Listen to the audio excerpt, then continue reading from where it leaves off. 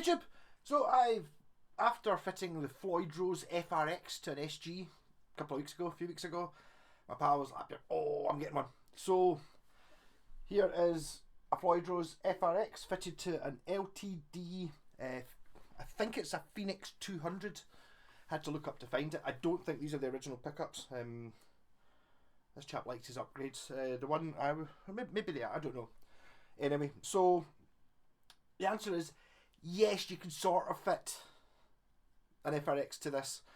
The problem here was, well, at the top, I just angle grinded a Floyd Rose locking nut to put on this, because the one you get with the FRX, you get like it's like the clamp thing. It sits behind the nut and it goes up here, and basically on this particular guitar, this shape of headstock is meant for like an SG or something like that, you know, like a wider one.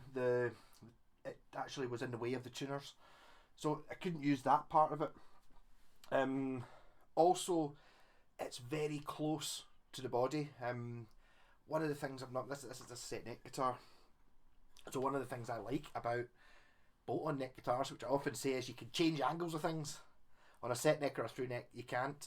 So basically, the Floyd Rose, I've got the action is good, but it's pure decked. It will not go any lower than this, and that has some issues of itself. So as I said in the previous video, when I did it on the SG, there's kind of three ways you can use this. There's one where you get a thumb wheel, where it kind of raises up here, and it blocks it so it only bends down the way, so you can have the spring tight as you want. You'll just return back really quickly. You can put that in this guitar, but see, because it's on, the thumb wheel's on like a threaded pillar.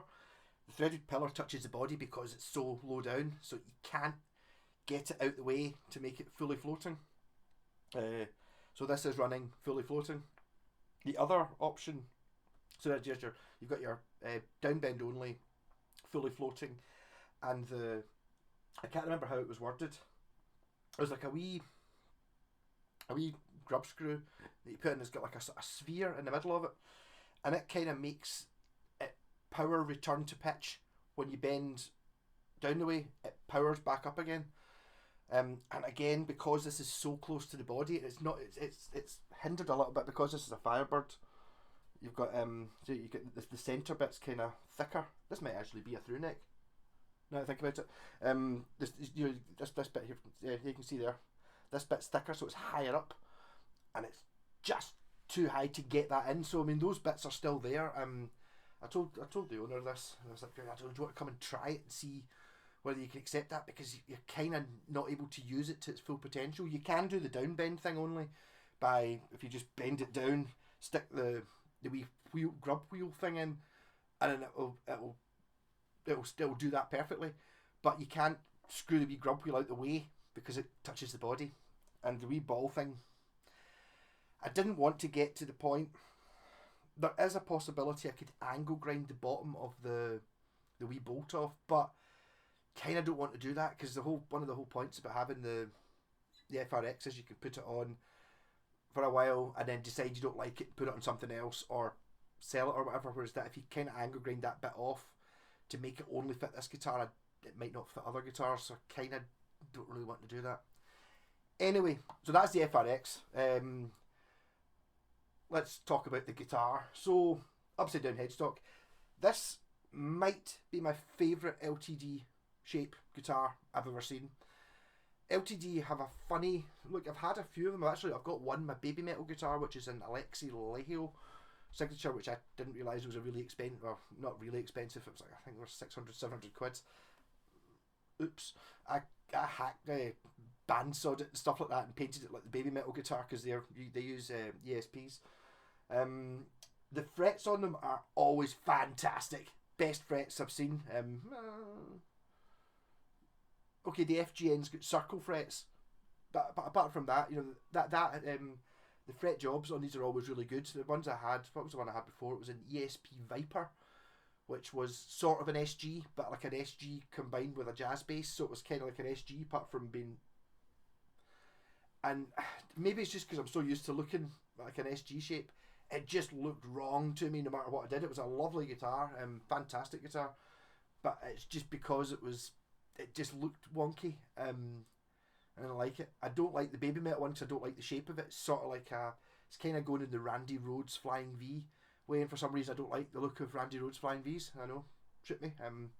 There is a taste thing, which I can understand that there might be really good guitars, and you can obviously get pure amazing ones, and Randy Rhoads seems to do all right on one, but it's just something about I don't know. I just don't like the look of it. Not the play, just the look of it. But this one just to me looks like a Gibson Firebird. Apart from this bit here, if I put it in front of my t-shirt, you see it. See, there's a slight wee hook in it. There, just a wee dink. That kind of reminds me of the other stuff in front of it. The Ibanez Blazers are a bit like that. It's like a Strat. Apart from it's just instead of being rounded, there's just a wee bit there that makes it not exactly the same as a Firebird. Actually, you can see looking at the Firebird, my point about saying that the Washburn on the wall there, it's kind of, although you say it's Explorer, it's kind of more Firebirdy than Explorer-y, I think. This bit here somehow has a kind of look about it. Yeah, so fretwork on it's brilliant. This would be a Rosebird. Oh, it's a. I think it might be a Phoenix 200. Actually, it says Phoenix 200 on the thing on the 12th fret. I think my Viper 50 did the same. It said Viper 50 on it. Yeah, so it does have weird wiring. I thought the controls weren't connected up. It was like I assumed it was meant to be that way, but it's two volumes, not a volume and a tone. And this is a volume for the bridge pickup, which is an ESP thing, I think. And this is the neck pickup. So I was sitting there going, well, it's not doing anything, is it? You know, it's like nothing's doing anything, but it does. It's just it just goes the wrong way round. Well, the wrong way to me. So I'll just turn both the volumes up at fully.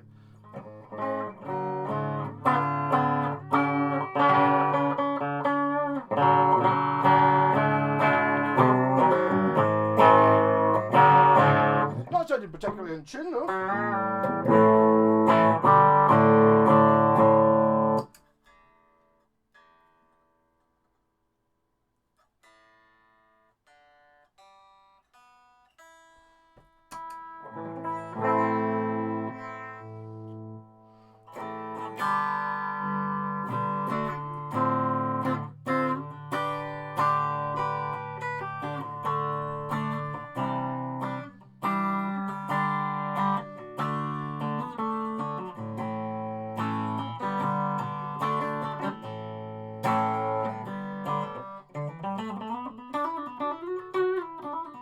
But I think it was distortion, really. A newly fixed rat pedal.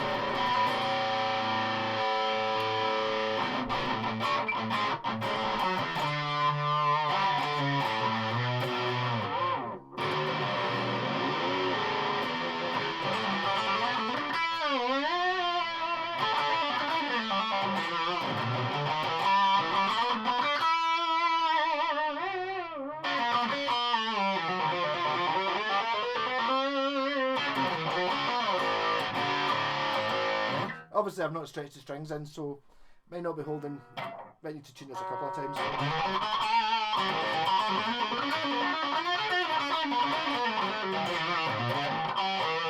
But it does have the same frets as my baby metal one, which are, I don't know how they do it. I mean, is that a machine? That might be a machine. But the ends of them are really rounded, kind of almost spherical on the edges of the frets. So there's no rough edges whatsoever. Which is what my favourite thing about ESP guitars or LTD. Also, it's got a volute there, so the headstock doesn't snap off. Good thinking.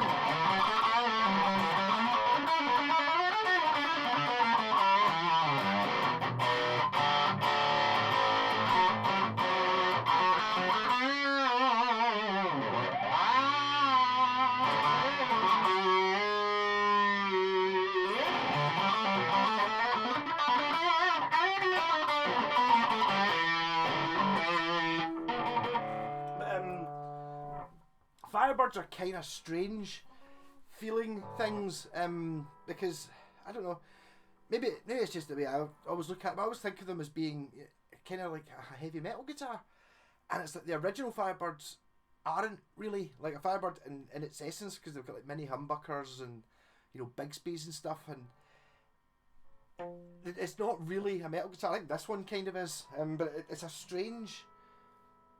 Maybe I don't know. It's really weird. See if you've never played an Explorer type, it's really weird not having anything here, whereas this does kind of have a bit here. I'm used to these and I've got a few Explorer-ish type things, but it's kind of a strange thing. This is a different thing. It's its own thing. It's not really a variation on an Explorer at all. This is a unique design. I'm talking about the original Firebird. This is probably slightly off so they don't get sued. But it's clearly a Firebird. I think one of the reasons I maybe like this so much is because I'm not used to looking at Firebirds. So this one to me just looks like a Firebird. Whereas I bet you if you have a Firebird hanging on the wall that you see every day, you'd look at this and go, oh, this bit's too big and this bit's too wee or whatever. The same as like when you see like a weirdly put together Telecaster or a Les Paul, where it's like it's not wrong. It's just because you're so used to looking at what a normal Les Paul looks like. When you get one that's got like a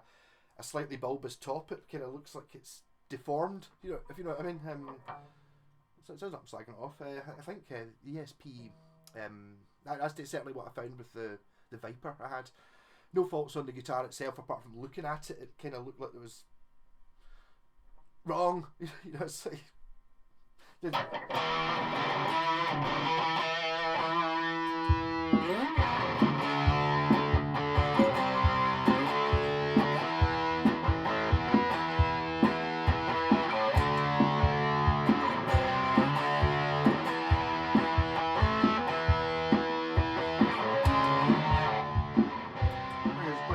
At the end there, didn't I?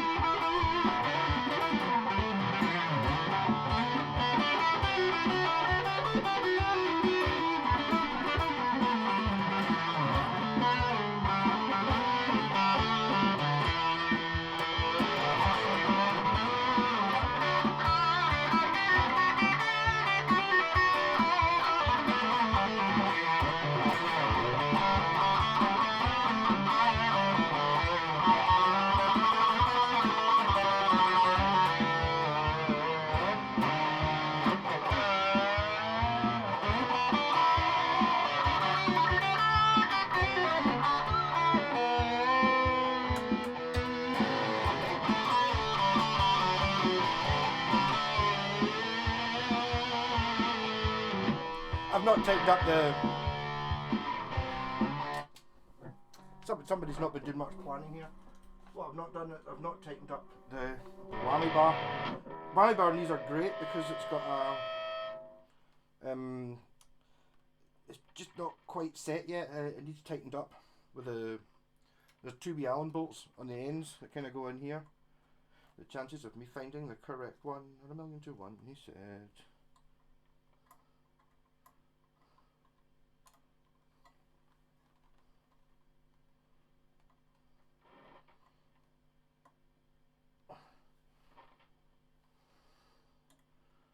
And it's not just one bolt, it's two. You get one in the bottom and one in the top.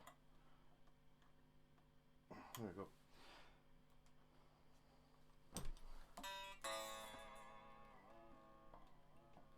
You don't like it?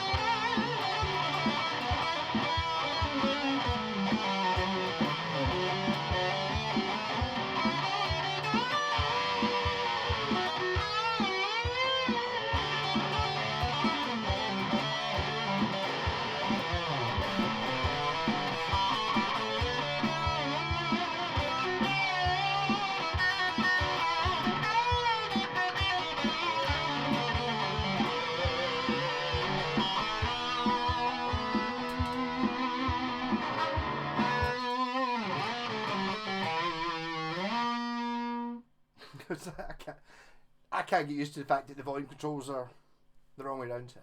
But that's an ESP thing.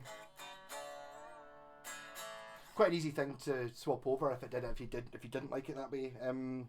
I was just assuming volume and tone, but no. Yes. So I've not really given this a particularly good demonstration. I actually wired this up last week before I hurt my shoulder, so I've kind of not really touched it since then.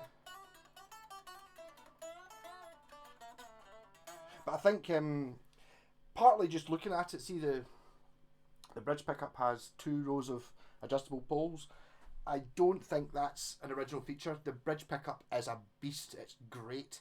The neck pickup, although it sounds pretty good, I think the bridge pickups are a fancy one, an upgraded one. Knowing T-Gun, it'll be probably an iron gear or something like that, I would think, or it could be something much more expensive.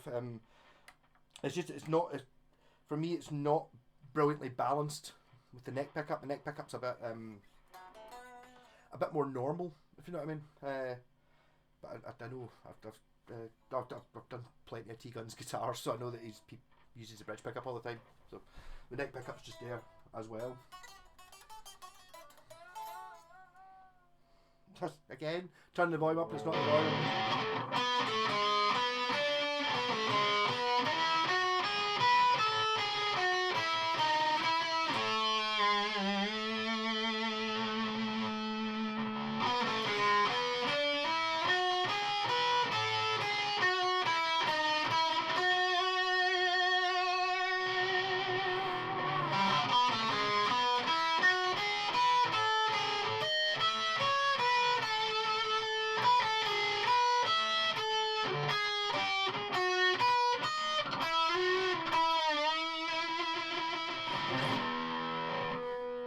That's from that film, which actually looks like it's Nazi propaganda. It's not. They're the baddies.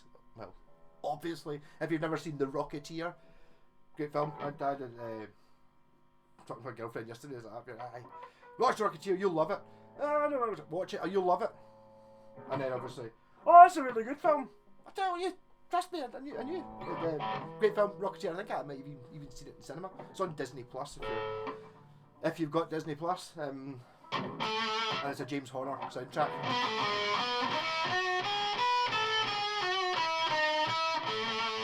And expect to hear that particular motif 100 times in it, played on every instrument you could possibly imagine in every single key, with various amounts of speed and stuff.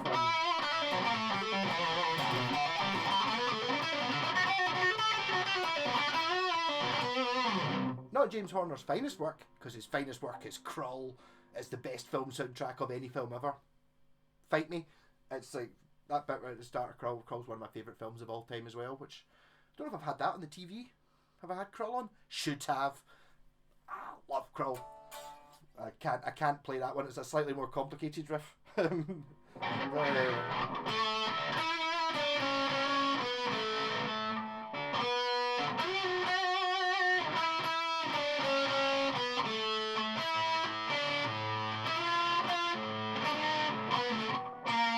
No, I've tried. I probably haven't tried for a couple of years, but I've tried to play Krull a lot of times. It's the best music ever.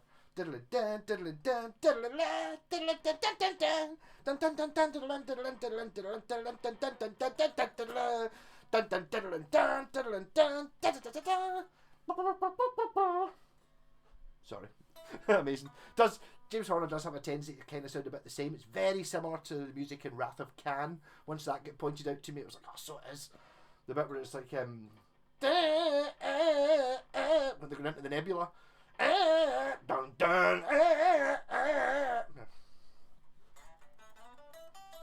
Sorry. So I'll do a more planned video. I'm going to spend a wee bit of time. I'm not going to write a script. That would be not me at all. But I'm write down some interesting points. I quite fancy doing a Washburn stage series documentary type thing. I have been done a video of the black one, the A20, last week and or 2 weeks ago, and then the red one, the A5. That's the thing about that twin note Pi pedal. I do really like it. It was really cheap. But it's hella noisy. Yeah, it's like now there's no noise. Well, the guitar's not on, but yeah. So I do like this. I think I might have the strap too high though. I wonder if that's maybe. It's wanting to sit a bit too horizontal. It's kind of wanting to sit there, and I kind of want it to sit there. It's kind of not wanting to do that.